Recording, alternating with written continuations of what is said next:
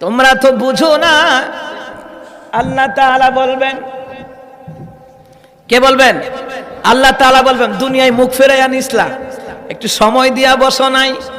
একটু সময় দিয়া যদি বসে রে, মাজালিসু ফিকহি 60 সানা, কোরআনের মজলিসে যদি আমলের নিয়তে, হেদায়েতের নিয়তে অল্প পরিমাণ যদি আপনি বসেন গো, 60 বছর নফল ইবাদতের সওয়াব আল্লাহ আপনার আমলনামায় দিয়ে দিবে। আরে জোরে বলুন সুবহানাল্লাহ। কত বছর বাঁচবেন? কত বছর গ্যারান্টি আছে? হঠাৎ যে কোনো একদিন মৃত্যু হয়ে যাবে। এই কোরআনের আমল হবে আপনার আমল। কোরআন পড়তে পারেন না, কিন্তু কোরআনের পক্ষে থাকার কারণে কিয়ামতের ময়দানে এই কোরআন সুপারিশ করিয়া জান্নাতের ফয়সালা করে দিবে।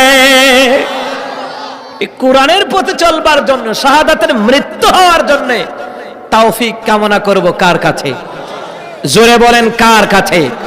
আল্লাহর কাছে তৌফিক কামনা করব। এই কোরআনের মাহফিলটা যেন আল্লাহ পাক দায়েম আর কায়েম রাখেন, বলে আমিন। আমার প্রিয় ভাই আনোয়ার ভাই, জহিরুল আলম ভাই এবং এখানে যারা আছেন প্রশাসনের ভাইয়েরা, সর্বদলীয় ভাইয়েরা, আমরা মুসলমান, আমরা কখনো হিংসা বিদ্বেষ রাখবো না। সে অমুক দল করে, সে অমুক দল করে, মানে অমুক দল করে, তমুক দল করে, মানে কি? সবাই আমরা মুসলমান, আমরা সমাজে ঐক্যবদ্ধ হয়ে থাকতে চাই। কথা কোন ঠিক কিনা? হিংসা বিদ্বেষে কি আমলনামায় নেকি পাবেন না হাসরের ময়দানে? মিশকাতুল মাসাবির মধ্যে এসেছে আমলনামায়